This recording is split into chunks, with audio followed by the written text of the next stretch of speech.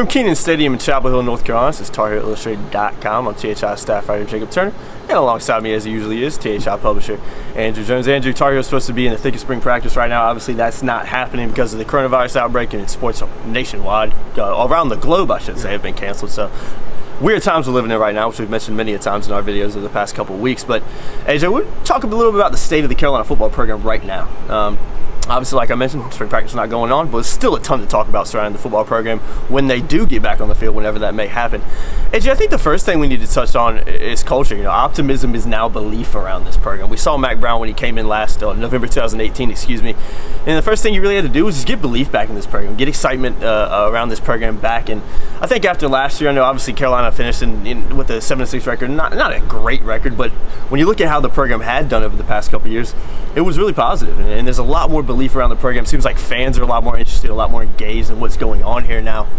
And the culture around this program, AJ, is just completely different. I obviously only got to cover a little bit of Fedora's tenure. I covered like the last month of him coming in. So you've obviously got to experience kind of the hype around that, and then that kind of dying off now. And now we're at a point now where Mack Brown is really revitalized everything that's going around here. But I think the culture around this program is the best we've seen it in a long time. Yeah, well, optimism was when Mack first got here. Optimism that, hey, this is going to be different than the trajectory it was under the last couple of years under Larry Fedora, which really began the season after the 11th year when they kind of fell apart at the end. They did, yeah. The optimism is that they're going to normalize the program. They're going to big boy the program. And I'm not saying it wasn't normal big boy under Larry, but I think that there was a ceiling when Larry was here. I think he hit that ceiling and hit it and started. What do you do when you hit a ceiling? You go down. Okay, well, I think the ceiling is much higher now. And I think that as the optimism becomes belief, they recognize that. They saw on the field that they could compete. You know, Mack said that he thought the team realized that they could be pretty good when they lost to Clemson.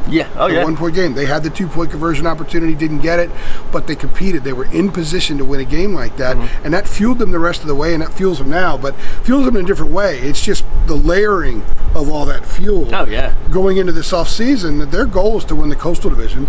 Their goal within several years is to contend for something national. And I don't think that they sit around hoping it can happen now. I think they actually believe it can happen. Whether it does or not, we don't know. I mean, North Carolina being a national contender, it's only happened really once in my lifetime, and that was in 1997. The 80 and 81 teams were close, but I don't think that, you know, Clemson did win a national title. Maybe things are a little different if Calvin Bryant doesn't get hurt in 81. And that's kind of it. In the Choo-Choo Justice era, they were #1 in the country at one point, and they were in that conversation, but that's just right after World War II. So right now, the optimism of what Carolina can be, now there's a lot of belief around here that Carolina can become those things. And even if UNC football falls a little short, you know, in the next 4 to 5 years of being a national title contender, if it just falls a little bit below that, that's going to be where it was sort of in 96, 97, 80, 81, the early 70s when Bill Dooley won a couple ACC championships. And that's a pretty good place to be because very few programs get there. And the only times that this program has done it in the past, it was a flare-up and then it fell off. Mack, of course, leaving after the 97 season. And he said a year ago, we heard a lot from him, unfinished business. Tim Brewster, who's no longer with the program, said one of the reasons he joined Mack when he left Texas A&M to join Mack here, unfinished business. So I believe the drive in the program is there, and I believe the belief in the program is there, and that's very real stuff. As we saw this past basketball season, when you believe, it's an amazing weapon. When you don't believe, it's a hindrance. It's an amazing hindrance. They believe here right now. I think another thing about the program that we haven't seen in a while is you got a lot of guys that are just getting a ton of national attention. Obviously, Sam Howell getting a ton of accolades, not only for his performances last year, but during the offseason. Daz Newsome, there's been outlets, you know, ranking him as the best returning receiver in college football. That's big. De'Ami Brown's been getting a lot of love. It's just, and not only just individual players, but the team. I mean, we've seen a lot of preseason ranking come out where Carolina's at least in the top 25. So the optimism around this program, just the national attention that this Carolina football is getting, we haven't seen like that in a while. Maybe going back to that 2015 season during the year, but we've never really seen it like this during the preseason, during the offseason in a long time. It's interesting because Rivals National ran something about a week and a half ago about Sam Howell. You know, if he avoids the sophomore slump, I'm not sure I buy into the whole sophomore slump thing. Guys adjust or don't adjust. Yeah, guys get better, they don't get better, and other teams adjust to them. I think Sam will continue to get better. We know what kind of work ethic there is here. We understand the people that are coaching him know how to keep him from being stagnant. Yeah. Okay. So if he avoids the sophomore slump, the Rivals thing said, you know, can he become a national guy, a literal national guy, perhaps a Heisman Trophy candidate? Can he be like, you know, in next in line behind a Trevor Lawrence? Yeah, in that bracket. Yeah. Is he the next Baker Mayfield type? And these conversations are happening, and the people that are initiating these conversations aren't ones who see things through a light blue lens. No. It's not us who cover the team objectively, and it's not fans who see things unobjectively. These are national people who probably haven't stepped foot on this campus in a long time, and they're now taking a different look at what's going on here, not just from the team, but if you really want to build your name, and if you really want to get traction to hit the goals that we just alluded to a few moments ago, you've got to have some guys that people can sink their teeth into. When people talk about college football in a bar in Boise in the middle of October, and the North Carolina name comes up, and immediately someone says Sam Howell, that means your program's getting traction. Absolutely. If they can then throw in Daz Newsome, your program's really gaining traction. If the Chaz Surratt story, which should have been more national than it was last year, but when you're struggling to get to 500, it's kind of a hard sell. This year, if this team wins 10 games, that's a much easier sell. He'll be more of an NFL prospect this year. He was first team All-ACC a year ago.